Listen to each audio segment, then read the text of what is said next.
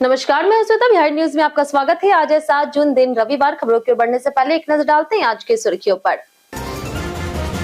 बिहार में 45,000 ई-माफी मामलों के निपटारे की तैयारी। सरकार ने अमीनों की विशेष तैनाती का बनाया प्लान। भूमि विवादों के समाधान में आएगी तेजी। खेलों में नई उड़ान भरेगा बिहार। खिलाड़ियों को मिलेगा अंतर्राष्ट्रीय स्तर का प्रशिक्षण। राजगीर क्रिकेट स्टेडियम सहित कई बड़े प्रोजेक्ट को मिली रफ्तार। बिहार सरकार का बड़ा फैसला। कॉलेजों में एनसीसी एनएसएस छात्रों को आपदा प्रबंधन की दी जाएगी ट्रेनिंग। नौकरी में भी मिल सकती है प्राथमिकता। बिहार में बदलेगा मौसम का मिजाज। 50 किलोमीटर प्रति घंटे की रफ्तार से चलेगी हवाएं। कई इलाकों में बारिश और वज्रपात की संभावना। बिहार के संस्कृत विद्यालयों में होगा बड़ा बदलाव। अब डिजिटल सिस्टम से होगी निगरानी। अनुदान से लेकर शिक्षकों के वेतन तक सब कुछ होगा ऑनलाइन। बिहार में सड़क सुरक्षा को लेकर के बड़ा कदम। 200 से 300 स्थानों पर आईटीएमएस सिस्टम होगा लागू। व्हाट्सएप से भी कर सकेंगे शिकायत। बिहार के वैभव सूर्यवंशी का भारतीय टी20 में हुआ चयन। आयरलैंड और इंग्लैंड सीरीज में दिखेगा जलवा। गांव में जश्न और खुशी का माहौल। चलिए एक नजर डालते हैं आज के 25 बड़ी खबरों की ओर। एचसीएल के 70 पदों पर 25 जून तक करे आवेदन। हिंदुस्तान कॉपर लिमिटेड यानी कि एचसीएल ने 70 एग्जीक्यूटिव पदों पर भर्ती के लिए नोटिफिकेशन जारी कर दी है। ऑनलाइन आवेदन प्रक्रिया 5 जून से शुरू हो चुकी है और 25 जून तक चलेगी। इच्छुक उम्मीदवारों के पास संबंधित विषय में स्नातक या फिर स्नातकोत्तर डिग्री होनी चाहिए। आयु सीमा पदानुसार 40 से 48 वर्ष तक तय की गई है, जबकि आरक्षित वर्गों को छूट मिलेगी। एससी एसटी को 5 वर्ष, ओबीसी को 3 वर्ष और दिव्यांगों को 10 वर्ष की। चयन केवल इंटरव्यू के आधार पर होगा। सभी कैटेगरी के लिए 500 रुपए आवेदन शुल्क अनिवार्य है। आवेदन hindustancopper.com पर करना होगा, जहां रजिस्ट्रेशन डिटेल भरना, फीस भुगतान, दस्तावेज अपलोड और प्रिंट आउट लेना शामिल है। अयोध्या मंदिर में लगे पत्थरों से बनेगा बिहार का नया मंदिर। गोपालगंज के हजियापुर कैथवलिया गांव में 100 साल पुराने राम जानकी मंदिर का भव्य पुनर्निर्माण शुरू हो गया। इस मंदिर के निर्माण में राजस्थान के सैंडस्टोन का उपयोग किया जाएगा, जिनका इस्तेमाल अयोध्या के राम मंदिर में किया गया है। करीब 1 करोड़ 75 लाख रुपए की लागत से बनने वाले इस मंदिर को पारंपरिक भारतीय स्थापत्य शैली में तैयार किया जाएगा। राजस्थान के कारीगर नक्काशी करेंगे। ग्रामीणों और श्रद्धालुओं के सहयोग से बन रहा यह मंदिर धार्मिक और सांस्कृतिक केंद्र के रूप में विकसित होगा। यहाँ नियमित पूजा आरती और सामाजिक गतिविधियां होंगी। बिहार में 75,000 ई-माफी केस जल्द होंगे निपटारे। बिहार सरकार ने ई-माफी यानी कि ऑनलाइन भूमि माफी के लंबित मामलों के समाधान के लिए बड़ा कदम उठाया। राज्य में करीब 45,000 मामले लंबित है, जिन्हें तेजी से निपटाने के लिए सरकारी अमीनों की डेप्यूटेशन पर तैनाती की जाएगी। कम कार्यभार वाले क्षेत्रों से अमीनों को अधिक लंबित मामलों वाले अंचलों में भेजा जाएगा। राजस्व मंत्री डॉक्टर दिलीप कुमार जायसवाल ने प्रक्रिया को तेज करने के निर्देश दिए। सरकार प्रशिक्षित अमीनों की संख्या बढ़ाने और आउटसोर्सिंग की भी योजना बना रही, ताकि भूमि विवादों का समयबद्ध और पारदर्शी समाधान हो सके। बिहार के संस्कृत विद्यालय अब डिजिटल सिस्टम से होंगे संचालित। बिहार शिक्षा विभाग संस्कृत विद्यालयों के संचालन के लिए मानक संचालन प्रक्रिया तैयार कर रहा, जिसके तहत सभी संस्कृत स्कूलों की जानकारी डिजिटल रूप से उपलब्ध होगी। संस्कृत शिक्षा बोर्ड का कार्यालय भी इंटरमीडिएट काउंसलिंग भवन में स्थानांतरित किया जाएगा। नई व्यवस्था से स्कूलों को मिलने वाले अनुदान, संचालन की स्थिति और बंद हो चुके विद्यालयों की जानकारी आसानी से मिल सकेगी। एसओपी में अनुदान वितरण, विद्यालयों की निगरानी और स्कूलों के वेतन भुगतान की प्रक्रिया को नियमित किया जाएगा। जिन विद्यालयों में शिक्षकों की कमी है, वहां भविष्य में नियुक्तियां भी की जाएगी। जुलाई तक एसओपी लागू होने की उम्मीद है। बिहार सड़क दुर्घटनाओं में 5.52% की बढ़ोतरी दर्ज। बिहार में सड़क दुर्घटना में लगातार वृद्धि हो रही। 2025 में 12,253 हादसे दर्ज हुए, जो 2024 की तुलना में 5.52% अधिक है, जबकि मौतों में 6.12% की बढ़ोतरी हुई। तेज रफ्तार, लापरवाही और गलत ओवरटेक प्रमुख कारण है। इस समस्या से निपटने के लिए सरकार ने इंटेलिजेंट ट्रैफिक मैनेजमेंट सिस्टम लागू करने की योजना बनाई है, जिसके तहत 200 से 300 स्थानों पर निगरानी होगी। साथ ही नागरिकों को सड़क सुरक्षा प्रहरी बना करके व्हाट्सएप और ईमेल के जरिए उल्लंघन की शिकायत करने की सुविधा भी दी गई है। पाटलिपुत्र विश्वविद्यालय ने बढ़ाई एडमिशन आवेदन की अंतिम तिथि। पाटलिपुत्र विश्वविद्यालय ने छात्रों की मांग पर सत्र 2026 से 30 के 4 वर्षीय स्नातक पाठ्यक्रमों में नामांकन के लिए आवेदन की अंतिम तिथि 6 जून से बढ़ा करके 8 जून कर दी है। इच्छुक छात्र विश्वविद्यालय की वेबसाइट और समर्थ पोर्टल के माध्यम से ऑनलाइन आवेदन कर सकते हैं। आवेदन में त्रुटि सुधार या फिर विषय, कोर्स और कॉलेज बदलने का अवसर 9 और 10 जून तक मिलेगा। अब तक करीब 1 लाख छात्रों ने आवेदन किया, जिनमें इतिहास, जूलॉजी और राजनीति विज्ञान सबसे लोकप्रिय विषय है। पहली मेधा सूची 13 जून को जारी की जाएगी। बिहार के वैभव सूर्यवंशी का भारतीय टी20 टीम में हुआ चयन। बिहार के समस्तीपुर के 15 साल के वैभव सूर्यवंशी का चयन भारतीय टी20 टीम में हुआ है, जिससे वो भारत के सबसे कम उम्र के खिलाड़ी बन गए। उन्हें आयरलैंड और इंग्लैंड के खिलाफ टी20 सीरीज तथा एशियन गेम्स के लिए चुना गया है। उन्होंने सचिन तेंदुलकर का रिकॉर्ड भी तोड़ दिया। आईपीएल में शानदार प्रदर्शन करते हुए उन्होंने कई अवार्ड जीते। उनके चयन से गांव में खुशी का माहौल है। परिवार और ग्रामीणों ने मिठाई बांटी है और जश्न मनाया। वैभव के पिता और परिजनों ने उनके उज्जवल भविष्य की कामना की। बिहार बीएड सीईटी 2026 परीक्षा आज होगी आयोजित। सीईटी बीएड 2026 संयुक्त प्रवेश परीक्षा आज यानी कि 7 जून को बिहार के 11 शहरों में 180 केंद्रों पर आयोजित होगी, जिसमें 1,23,237 अभ्यर्थी शामिल होंगे। इनमें 77,263 महिलाएं और 45,970 पुरुष है। परीक्षा को कदाचार मुक्त बनाने के लिए 164 केंद्रों पर जैमर, 60 मजिस्ट्रेट, 180 पर्यवेक्षक और 120 फ्लाइंग स्क्वाड तैनात किए गए हैं। सख्त ड्रेस कोड लागू है, जिसमें जूते, बेल्ट, फुल स्लीव्स कपड़े, घड़ी और इलेक्ट्रॉनिक डिवाइस प्रतिबंधित है।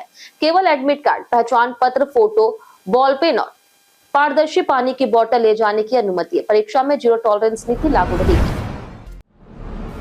बिहार में खिलाड़ियों को मिलेगी अब ओलंपिक स्तर की सुविधाएं। मुख्यमंत्री सम्राट चौधरी ने खेल विभाग की समीक्षा बैठक में बड़ा निर्देश देते हुए कहा कि बिहार में खिलाड़ियों को अब ओलंपिक स्तर की खेल सुविधाएं उपलब्ध कराई जाएगी।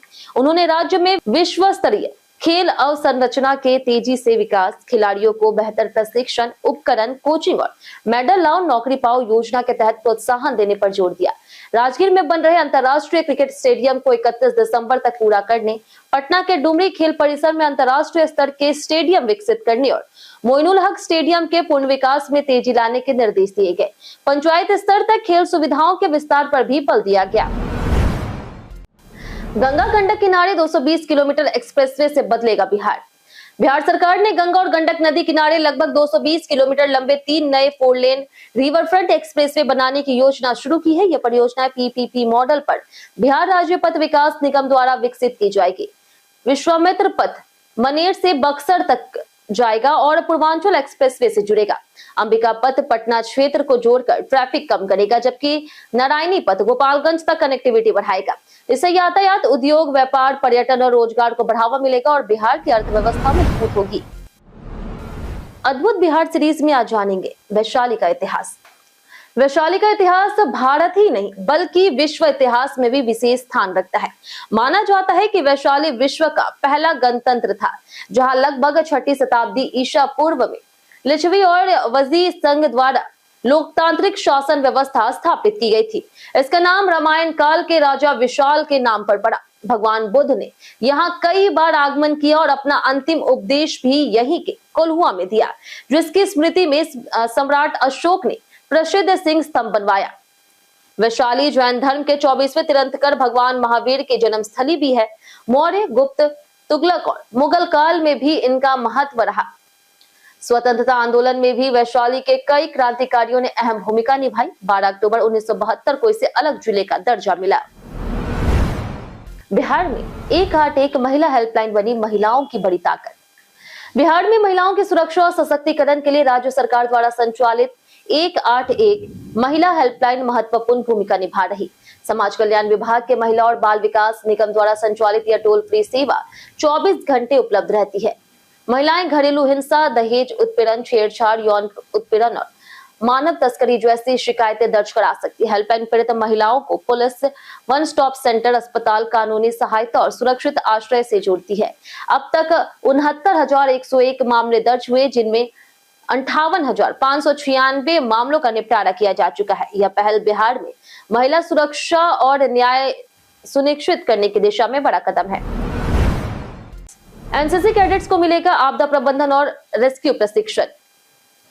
बिहार में युवाओं को आपदा प्रबंधन के लिए तैयार करने के लिए शिक्षण संस्थानों में एनसीसी और एनएसएस प्रशिक्षण अनिवार्य किया जा रहा है। राज्य में 60,000 से अधिक एनसीसी कैडेटों को आपदा प्रबंधन योजनाओं से जोड़ा जाएगा। राज्यपाल के निर्देश पर 268 अंगीभूत और 479 संबद्ध महाविद्यालयों में प्रशिक्षण लागू होगा। छात्रों को फर्स्ट रिस्पॉन्डर के रूप में खोज, बचाव, प्राथमिक चिकित्सा और अग्निशमन की ट्रेनिंग दी जाएगी। आपदा के समय वे राहत कार्यों में मदद करेंगे।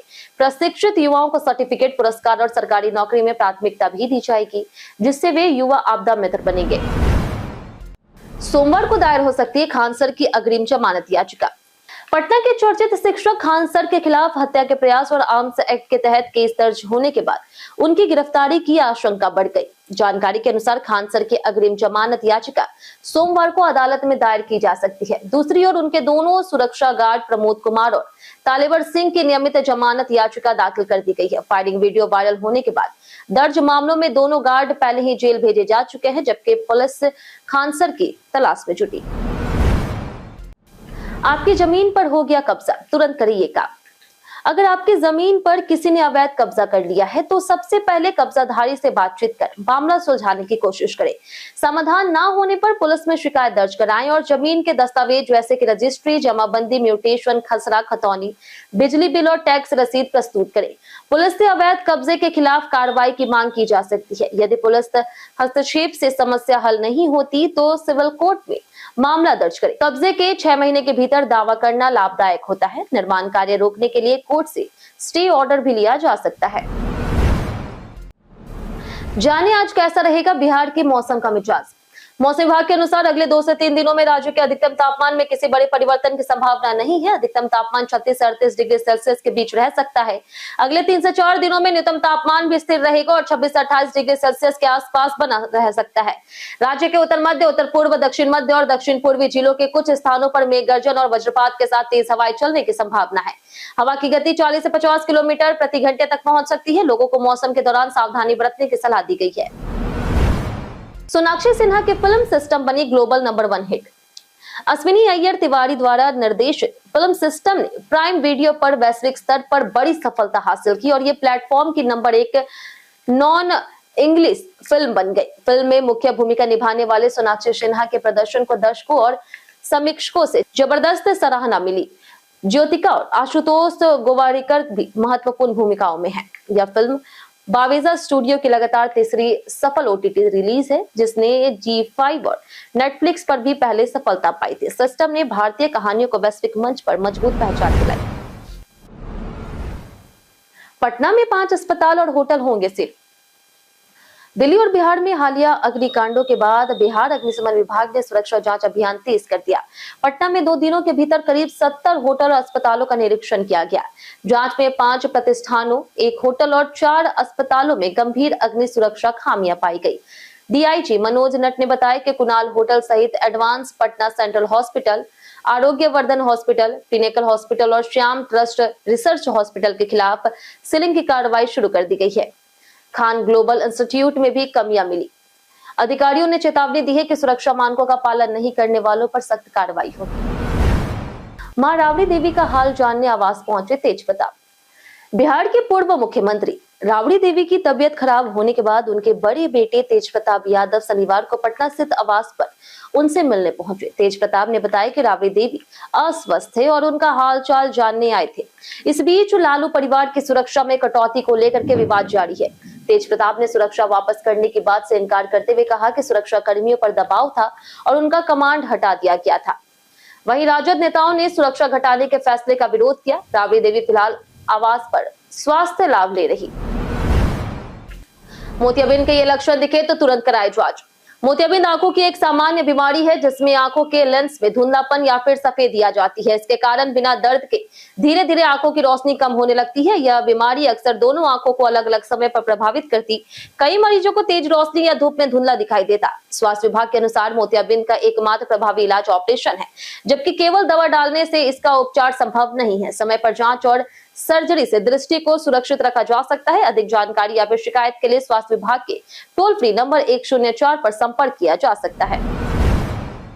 महिला और बाल विकास मंत्रालय इंटर्नशिप में ऐसे करे आवेदन। महिला और बाल विकास मंत्रालय ने 2 महीनों के इंटर्नशिप 2026 के लिए आवेदन आमंत्रित किए जो wcd.intern.nic.in पर चल रहे हैं। यह इंटर्नशिप अगस्त सितंबर बैच के लिए है, जिसमें 20 चयनित इंटर्न को 20,000 रुपए प्रतिमाह स्टाइपेंड मिलेगा। आवेदन की अंतिम तिथि 10 जून है। 21 से 44 वर्ष की महिलाएं, छात्राएं, शोधकर्ता, शिक्षक और सामाजिक कार्यकर्ता आवेदन कर सकते हैं। चयन सीमित द्वारा किया जाएगा। चयन समिति द्वारा किया जाएगा। इंटर्न को नीति विश्लेषण, जमीनी कार्य और प्रोजेक्ट अनुभव मिलेगा। साथ ही यात्रा, हॉस्टल और अन्य सुविधाएं भी प्रदान की जाएगी। राहुल और गिल के शतकों से भारत का दबदबा। भारत और अफगानिस्तान के बीच मुलामपुर में खेले जा रहे एकमात्र टेस्ट मैच के पहले दिन भारत ने शानदार बल्लेबाजी करते हुए 3 विकेट पर 368 रन बना लिए। कप्तान शुभमन गिल 103 रन और ऋषभ पंत 50 रन बनाकर के नाबाद लौटे। केएल राहुल ने 100 रन की बेहतरीन पारी खेली, जबकि साई सुदर्शन ने 81 रन बनाए। टॉस से जीतकर पहले बल्लेबाजी करने उतरी भारतीय टीम ने पूरे दिन मैच पर दबदबा बनाए रखा। अफगानिस्तान को केवल 3 विकेट मिले और भारतीय बल्लेबाजों ने बड़ी साझेदारियों के दम पर मजबूत स्थिति हासिल कर ली। दूसरे दिन भारत विशाल स्कोर की ओर बढ़ने की कोशिश करेगा। कई कारणों से दर्ज है भारत के इतिहास में आज की तारीख। 1914 में प्रसिद्ध फिल्म निदेशक, पटकथा, लेखक और उर्दू साहित्यकार ख्वाजा अहमद अब्बास का जन्म हुआ, जिन्होंने भारतीय सिनेमा और साहित्य में महत्वपूर्ण योगदान दिया। 1974 में भारतीय टेनिस खिलाड़ी महेश भूपति का जन्म हुआ, जो आगे चलकर देश के शीर्ष युगल खिलाड़ियों में शामिल हुए। 1998 में पैरा भाला फेंक खिलाड़ी सुमित अंतल का जन्म हुआ, जिन्होंने अंतर्राष्ट्रीय स्तर पर भारत का नाम रोशन किया। 2002 में भारत के पूर्व कार्यवाहक राष्ट्रपति बीडी जत्ती का निधन हुआ, जिन्होंने फखरुद्दीन अली अहमद के निधन के बाद यह जिम्मेदारी संभाली। 2011 में प्रसिद्ध नृत्य गुरु नटराज रामकृष्ण का निधन हुआ, जिन्होंने भारतीय नृत्य परंपरा को समृद्ध किया। गौतम अडानी फिर बने एशिया के सबसे अमीर व्यक्ति। गौतम अडानी एक बार फिर एशिया के सबसे अमीर व्यक्ति बन गए हैं। ब्लूमबर्ग बिलियनियर्स इंडेक्स के अनुसार उनकी कुल संपत्ति 120 अरब डॉलर पहुंच गई है, जिससे वह वैश्विक अमीरों की सूची में 17वें स्थान पर हैं। उन्होंने टिकटॉक के संस्थापक और मुकेश अंबानी को पीछे छोड़ दिया। अडानी समूह के शेयरों में तेज उछाल, विशेष करके अडानी एंटरप्राइजेज, अडानी पोर्ट्स और अडानी ग्रीन एनर्जी में बढ़त उनकी संपत्ति बढ़ने का मुख्य कारण है। निवेशकों का भरोसा लौटने से पिछले 1 महीने में उनकी संपत्ति में करीब 10 अरब डॉलर का इजाफा हुआ।